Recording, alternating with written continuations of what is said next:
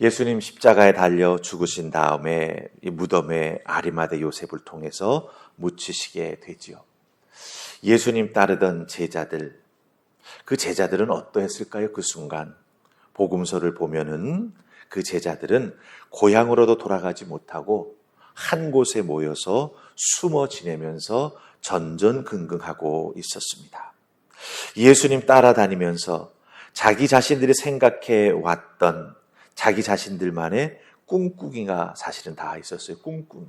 자기들 예수님 따라다니면서 생각했고 계획해둔 것들이 다 있었는데 예수님 십자가에 달려 죽으심으로 말미암아 그 꿍꿍이들이 다 와르르 무너져 내렸기 때문에 돌아가지도 못하고 밖에 나와 돌아다니지도 못하고 전전긍긍하며 숨어 있을 수밖에 없었다라고 하는 거죠. 예수님의 제자였던 가룟 유다, 그 사람은 겉으로 드러난 무너진 모습을 보여주는 사람입니다. 하지만 다른 제자들은 그 다른 제자들대로 예수님을 통해서 얻어내고 싶었던 것들이 있었는데 그것이 제대로 되지 않게 되면서 사실은 어려움을 겪고 있는 거죠. 그 제자들의 꿍꿍이가 여러분들 적나라하게 드러난 사건이 하나 있습니다. 어떤 사건인지 아십니까? 예수님 6월절 마지막 식사를 예수님의 제자들과 함께 쭉 하십니다. 그때 그 식사 자리에서 나를 파는 사람이 있을 것이다 라고 말씀하셨고, 그 다음에 베드로를 콕 집어서 네가 나를 모른다 부인할 것이다 라고 말씀하시는 그 사이에 누가복음 2장 24절 보면은 제자들 사이에서 누가 더 크냐라고 하는 것을 놓고 큰 다툼이 일어납니다. 제자들이 서로 으르렁거리면서 내가 예수님의 오른팔이라고, 내가 제일 큰 제자라고 그 주장하면서 싸우는 일이 그 사이에, 그 잠깐 사이에 일어난 거예요. 네가 날 팔 것이다. 그리고 베드로가 나를 부인할 것이다. 그 사이에 뭐가 들어갔냐면 제자들 중에 누가 더 큰 사람이냐, 예수님의 오른팔이 누구냐, 이걸 놓고 큰 다툼이 일어났다라고 하는 거죠. 이게 보여주는 게 무엇입니까? 바로 제자들이 다 꿍꿍이를 가지고 있었다라고 하는 거예요. 제자들의 인간된 약점이 거기서 그대로 다 드러나 보인다라고 하는 것이죠. 하지만 예수님은 그것을 뒤로하고 계속하셔서 예수님의 마지막 십자가의 길, 비아 돌로로사를 걸어가십니다. 이 비아 돌로로사를 예수님 걸어가시면서 제자들이 부족할 때, 제자들이 가장 연약할 때, 제자들이 인간적인 꿍꿍이를 그대로 예수님 앞에 다 드러내고 보여주었음에도 불구하고 예수님은 그 비아 돌로로사 구원의 길을 계속해서 걸어가셨다라고 하는 것입니다. 그 비아 돌로로사를 걸어가신 그 구원의 은혜가 무엇인가라고 하는 것을 사도 바울이 5장, 오늘 우리가 읽은 말씀 속에서 다시 한번 자기가 은혜 받은 관점을 가지고 쭉 적어내려간 것이 바로 오늘 말씀의 내용이 된다라고 하는 거예요. 특별히 여러분들 6절 말씀 잘 보시기 바랍니다.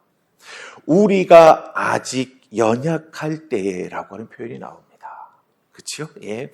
예수 믿는다 하지만, 예수님 따라다닌다 하지만, 제자라고 하지만 제대로 알지 못했고 인간적인 욕망이 앞섰고 예수 그리스도 십자가에 달려 죽으신다라고 하는 고난의 메시지를 분명히 전해주셨음에도 불구하고 그것을 제대로 깨달아 알지 못하고 그저 내 마음 내 뜻대로 해석하고 나 좋은 대로 내 인간적인 주장을 앞세우면서 예수님 따라다녔던 그런 우리가 아직 연약했을 때의 모습이 있었다라고 하는 거죠. 제가 그래서 제자를 빗대서 말씀드렸지만 우리들도 마찬가지죠. 우리들 다 아직 연약할 때가 있습니다. 그럼에도 불구하고 하나님은 하나님의 구원의 경륜에 따라 그리스도를 십자가에 달려 죽게 하시면서 그런 연약한 사람들을 구원해 주시는 은혜를 베풀어 주셨다라고 하는 것이죠. 아직도 연약하고 아직도 경건하지 못한 우리를 위해 예수님 죽으셨다라고 하는 것입니다. 사실 예수님은 12명의 제자들이 제자 될 수 있는 어떤 특징, 자질이 있어가지고 그들을 제자로 뽑으신 게 아닙니다. 12명이 완벽했기 때문에 예수님의 제자로 삼으신 것이 아닙니다. 제자로서 많이 부족하고 어린아이와 같이 때로는 유치한 부분도 있고 예수님의 가르침을 깨달아 잘 따라오는 것 같다가도 갑자기 우쭐대기를 하면서 또 잘못된 길로 들어가 버리고 마는 그런 모습이 있었지만 결국 예수님은 그들을 붙잡아 이끌어 주셨죠. 연약함이 있었음에도 불구하고 끝까지 예수님 따라 나아가지 못하는 연약함이 있었음에도 불구하고 예수님은 그들을 붙잡아 이끌어 주셨다라고 하는 거예요.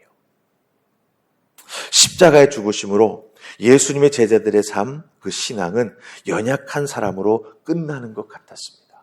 부인하고 도망치고 숨어버리고. 그런데 여러분들, 우리 예수님은요, 연약한 사람으로 제자들을 끝나게 하지 않으셨습니다. 부활하신 다음에 제자들에 대한 우리 주님의 소망과 희망과 사랑을 보여주시고 확증해 주시면서 그들을 다시 세워주셨습니다. 우리 8절 말씀 같이 읽으십시다. 8절 찾으셨습니까? 우리 같이 읽습니다. 시작. 우리가 아직 죄인 되었을 때에 그리스도께서 우리를 위하여 죽으심으로 하나님께서 우리에 대한 자기의 사랑을 확증하셨느니라. 아멘. 이 확증한다라고 하는 단어는요, 두 개의 헬라 단어가 연결되어 가지고 한 단어가 된 것입니다. 한 단어는 무슨 뜻을 가지고 있냐면 몸모와 함께라고 하는 단어가 있고 그 다음에 뒤에 따라오는 단어는 서다, 일어서다라고 하는 뜻을 가진 단어가 연결되어서 확증하다라고 번역이 되었습니다. 그러니까 원래 단어가 가지고 있는 사전적인 의미는 무엇입니까?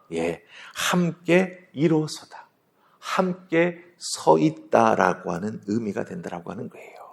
그러니까 사랑을 확증하셨다라고 하는 것, 십자가에 달려 죄인을 위해 죽으셨다라고 하는 것, 부인하고 모른다고 도망치고 팔아먹고 침묵하고 있는 그 제자들을 위해서 우리 주님의 사랑을 확증해 보여주셨다라고 하는 것 무엇을 의미합니까? 예수님께서 그런 사람들 곁에도 우리 예수님 함께 서 계셔 주신다라고 하는 거예요. 베드로로 대표되는 예수님의 제자들, 결국은 베드로만 아니고 모두가 다 예수님을 모른 척하고 도망치지 않습니까? 그 제자들 옆에 우리 주님께서 함께 서 계셔 주시고 계시다라고 하는 거예요. 그걸 통해서 우리 주님의 사랑을 확증해 주고 계시다라고 하는 것입니다. 저는 오늘 이 자리에 우리 주님께서 우리와 함께 서 계시는 줄 믿습니다. 우리 주님께서 우리를 향한 우리 주님의 사랑을 확증해 주시는 줄 믿습니다. 어떻게 확증해 주십니까? 나같이 부족하고 나같이 연약하고 나 편한 대로 예수 믿으려고 하는 그런 성향이 있는 나를 붙잡아 예수님 옆에 세워주시는 거죠. 그쪽 길로 가면 안 돼. 나와 함께 이쪽 길로 걸어가야 돼. 이쪽 길은 넓어 보이고 걸어가는 사람도 많지. 그래서 그 길이 참 좋은 것 같고 그 길이 진리인 것 같지. 아니야. 나와 함께 이 좁은 길, 사람들이 많이 다니지 않는 이 길, 걸어 다니지 않을게 그 길이 거칠고 험하지만 이 길을 나와 함께 걸어갈 때 너는 믿음 안에서 승리할 수 있고 너는 마침내 구원의 면류관을 온전히 머리에 쓰게 될 것이고 하나님으로부터 착하고 충성된 종이라 칭찬받는 하나님의 자녀가 될 수 있어. 이렇게 우리 주님께서 우리의 옆에 함께 서주셔서 우리가 올바른 믿음의 길을 걸어갈 수 있도록 이끌어 주시고 또한 안내해 주시고 축복해 주신다라고 하는 것입니다. 이게 바로 우리를 위한 우리 주님의 확증해 주시는 사랑이 된다라고 하는 것이죠. 그렇기 때문에 여러분들 우리 이제부터는요, 우리는 어떻게 해야 되겠습니까? 우리 옆에 서 계시는 주님 옆에 서 있는 나, 이걸 기억하셔야 됩니다. 그 주님과 내가 함께 동행해 나아가면서 주님과 화목하며 주님을 위해서 정말 기쁘고 감사한 삶을 살아가는 우리가 되었다라고 하는 것입니다. 되어야 한다가 아닙니다. 이미 여러분은 그렇게 되었습니다. 그게 성경이 가르쳐주는 진리입니다. 그게 우리 주님의 사랑의 확증입니다. 이 부분 흔들리지 마시기 바랍니다. 이 부분 흔들리지 마시기 바랍니다. 이 부분 꼭 붙잡고, 그래, 주님의 사랑이 나를 확증해 주셨지. 그 주님과 의지하면서 믿음으로 나아가는 여러분들 되시기를 주님의 이름으로 축복합니다. 아멘. 우리 이제 11절 말씀 읽으십시다. 11절 다 찾으셨습니까? 우리 같이 읽습니다. 시작. 그뿐 아니라 이제 우리로 화목하게 하신 우리 주 예수 그리스도로 말미암아 하나님 안에서 또한 즐거워하느니라. 아멘. 자, 우리 11절 말씀 읽었습니다.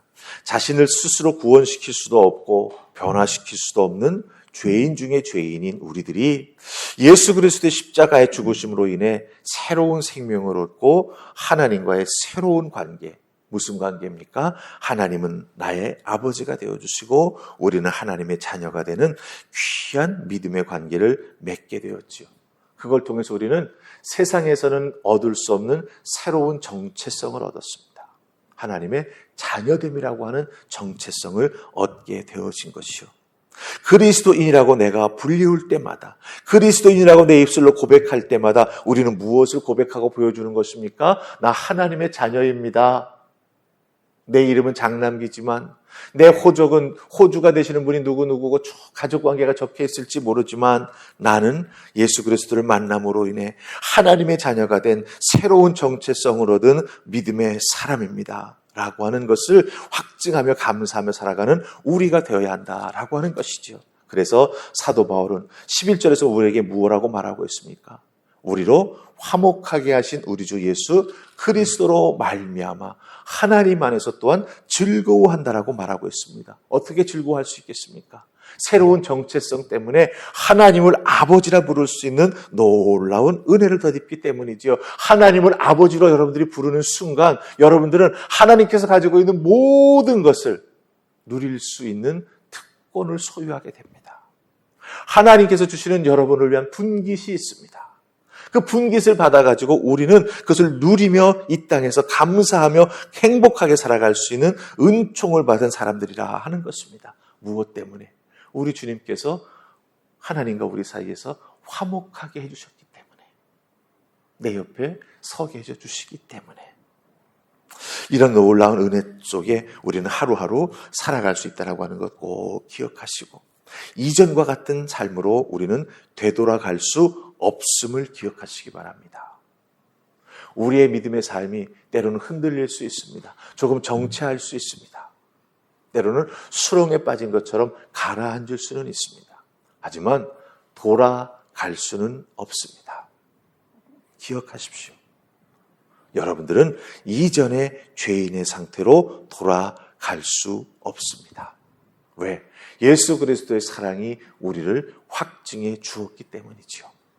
믿음 가지고 여기까지 그 은혜를 사모하며 믿고 의지하면서 달려왔다라고 하는 것 꼭 기억하시고, 이제 새롭게 된 그 은혜를 기억하면서 우리 주님 앞에 나아가 주님의 이름을 부르시면서, 주님 이제 내 마지막 마음의 한 자리에 주님을 온전한 주인으로 모셔드립니다.